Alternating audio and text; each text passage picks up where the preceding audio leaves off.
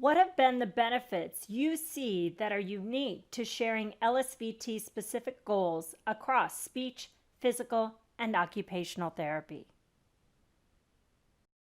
So as an occupational therapist, the benefits that I have seen when we share patients who are being treated with LSVT big across all disciplines, with PT and OT sharing for LSVT big, and then incorporating the use of speech language pathology for LSVT loud, is you really see that the teamwork makes the dream work. So often what happens is there's such a myriad of symptoms that are being addressed with large amplitude movements, with their movement and transfers, but then also their communication and their speech. And we're able to really all share what we feel works best as far as cueing strategies, ways to approach the client from the concept of how to meet their goals more effectively from an OT and PT and speech perspective. And I think that you get a lot more done. So for me, it feels a lot more efficient. If I try to tackle an individual on my own, often I feel like I'm only able to get so many goals because we have only those 5 functional components.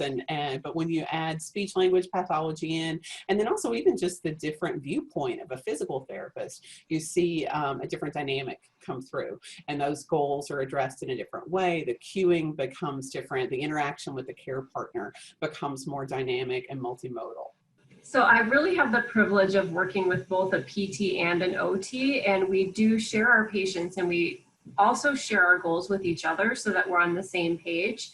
And I think the biggest benefit is carryover of functional tasks. So when I'm training the care partner how to cue, the patient is learning how to take my cues, I can then share that with the rest of the team. And that definitely promotes carryover of the loud voice.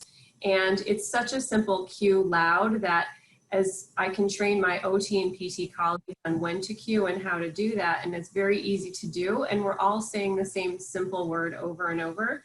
The same thing for big. So I talk with my PT and OT colleagues and learn how to and when to cue. And I can use that within my own sessions. So if I'm noticing someone's having trouble with the sit to stand, I can cue them to do that in a big way. And we can practice that together as well. So I feel very fortunate that I get to work with other therapists who are specialized in LSVT big and LSVT loud, because we know from motor learning that repetition is so important. And when we're all trained in that same technique of the importance of amplitude, whether it's the amplitude in how loud someone is talking or the amplitude in how large someone is being able to lift their foot or reach with their hand, when you have 3 different disciplines who all really share that same goal set of improving that quality of life and functional ability and speech ability in our patients, it really just helps with the continuity of what we're trying to get across to that patient as well as those care partners. And then everyone is on the same page. And like my coworker Julia said, you know, really having different people see things from different perspectives really kinds to bring out more learning from us together as clinicians, but also to impart that knowledge then so that the patient themselves can learn what they need to do when we're not with them.